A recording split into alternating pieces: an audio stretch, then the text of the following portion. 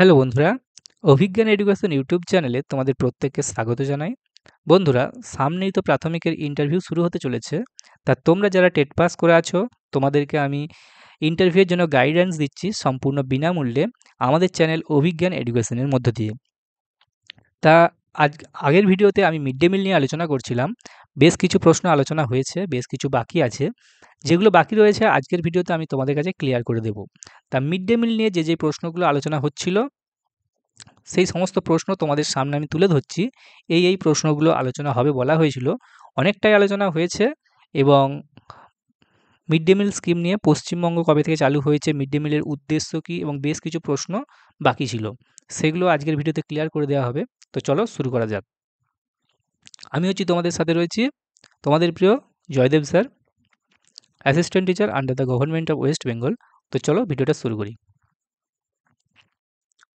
তা আগের ক্লাসে আমরা আলোচনা করেছিলাম কত গ্রাম করে চাল দেওয়া হয়, 100 গ্রাম করে চাল দেওয়া হয়। আমি একটু রিকল করে দিচ্ছি এবং দুটো প্রশ্ন, পশ্চিমবঙ্গে কবে থেকে মিড ডে মিল চালু হয় সেটা বলেছিলাম। মিড ডে মিল এক কথায় যদি উত্তরটা দিতে হয় সেটা হচ্ছে 2003 সালের 1 জানুয়ারি, জানুয়ারি মাসের 1 তারিখ থেকে পশ্চিমবঙ্গে রান্না করা খাবার দেওয়া শুরু হয়েছিল। তার আগেও কিন্তু মিড ডে মিল চালু ছিল, যখন শুকনো খাবার পরিবেশন করা হতো।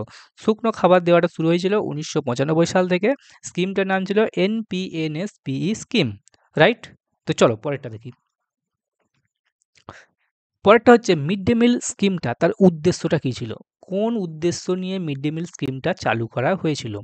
তা এর উত্তরটাকে আমরা যদি অল্প সময়ের মধ্যে দিতে চাই, কারণ তোমার তো গল্প শোনার জন্য ইন্টারভিউয়াররা বসে নেই, কাজেই তোমাকে খুব সংক্ষেপে উত্তরটি দিতে হবে। আমরা 3টে পয়েন্ট বলবো। এই 3টে পয়েন্টের মধ্য দিয়ে তোমাকে বুঝিয়ে দিতে হবে ইন্টারভিউয়ারকে যে তুমি বিষয়টা জানো। First of all mid day মিলের উদ্দেশ্য কী ছিল? ফার্স্ট অফ অল শিক্ষার্থীদেরকে, ছাত্রছাত্রীদের কী ছিল না, পুষ্টির যোগান দেওয়া। পুষ্টির যোগান দেওয়া, ওকে? পুষ্টির যোগান দেওয়াটা ছিল ফার্স্ট প্রায়োরিটি। অবশ্যই এটা ছিল মিড ডে মিল চালু করার মূল উদ্দেশ্য। 2 নম্বর উদ্দেশ্যটা কী ছিল? যে যাতে ছাত্রছাত্রীরা স্কুলে বেশি বেশি আসে, অর্থাৎ উপস্থিতি বাড়ানো। উপস্থিতি বাড়ানো, এটা ছিল মিড ডে মিল স্কিমের সেকেন্ড উদ্দেশ্য। এবং থার্ড উদ্দেশ্য যদি বলি, সেটা হচ্ছে মোস্ট ইম্পর্টেন্ট এবং এটা নিয়ে এখনও কর্মসূচি চলে, সেটা হচ্ছে স্কুল ছুট কমানো। স্কুল ছুট কমানো, ওকে?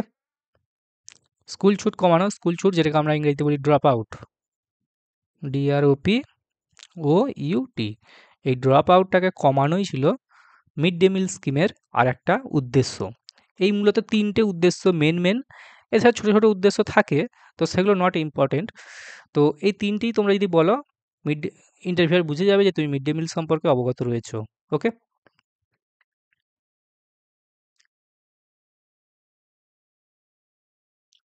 পরের প্রশ্নটা বলছে, সারা ভারতে কোন বছর থেকে মিড ডে মিল বাধ্যতামূলক করা হয়? তো সারা ভারতে মানে কেন্দ্র সরকার চালু করতে চলেছে। তো সারা ভারতবর্ষে কোন বছর থেকে মিড ডে মিল প্রকল্পটাকে বাধ্যতামূলক করা হয়? এটার উত্তরটা হচ্ছে 2004 সালের। 2004 সালের কবে থেকে? না, সেপ্টেম্বর মাস থেকে। 2004 সালের সেপ্টেম্বরের, অবশ্যই সেটা 1 তারিখ থেকেই হবে। 1 তারিখ থেকে মিড ডে মিলটাকে কম্পালসারি করে দেওয়া হয়। প্রাথমিক স্কুলে কম্পালসারি করে দেওয়া হয় মিড ডে মিলটাকে, ওকে? 2004 সেপ্টেম্বরের 2004 সালের সেপ্টেম্বর মাস থেকে মিড ডে মিলকে প্রত্যেক প্রাথমিক স্কুলেতে কম্পালসারি করে দেওয়া হয়।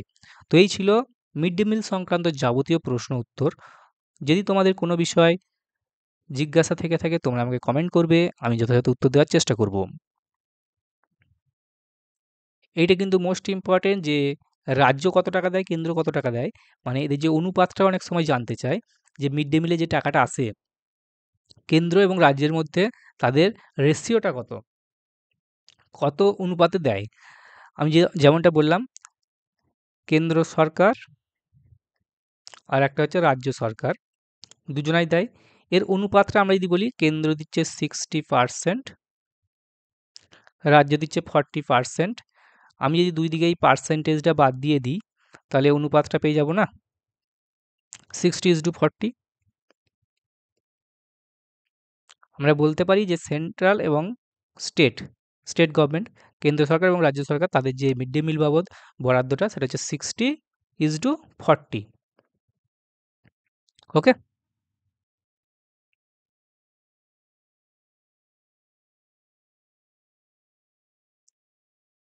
আর যেমনটা বললাম, বর্তমানে রয়েছে বরাদ্দ ৳৬.৭৮। ৳৬.৭৮, তার আগে কত ছিল? তার আগে ছিল ৳৬.১৯। এবং আমি যখন ইন্টারভিউ দিয়েছিলাম, তখন সময়টা ছিল ২০২৩ সাল। ২০২৩ সালে ফেব্রুয়ারিতে ইন্টারভিউ ছিল। ২০২২ রিক্রুটমেন্টে। তখন আমি পড়েছিলাম ৳৫.৪৫। দেখতে, দেখতে দুবার বরাদ্দটা বাড়ানো হয়ে গেল। ৳৫.৪৫ থেকে বেড়ে হলো ৳৬.১৯। ৳৬.১৯টা এখন আবার বেড়ে হয়ে গেছে ৳৬.৭৮। আগামী দিনে পরবর্তী নিয়োগ যখন হবে আবার, তখন আবারও বেড়ে যাবে। তখন আবার নতুন ভিডিও বানাবো।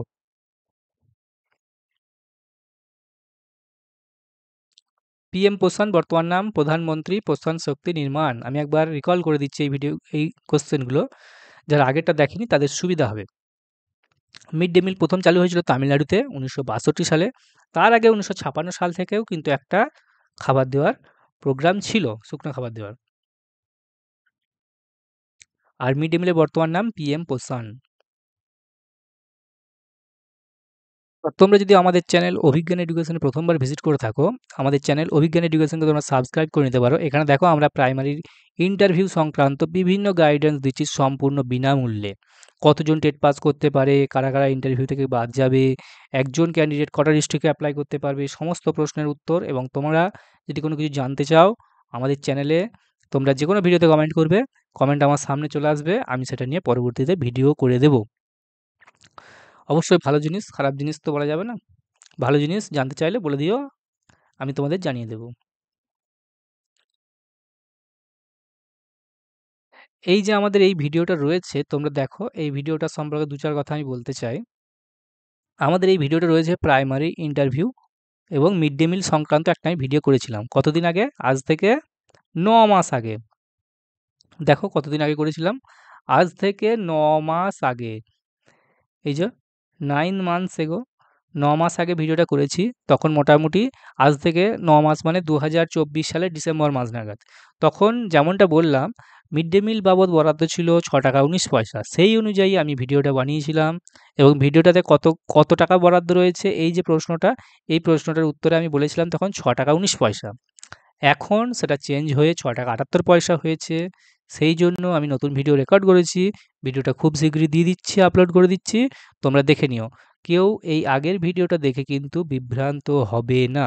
এটা ৯ মাস আগের ভিডিও, তখনকার বরাদ্দ অ্যামাউন্ট কম ছিল, এখন সামান্য বেশি হয়েছে। বাকি প্রশ্নগুলোর উত্তর একই আছে।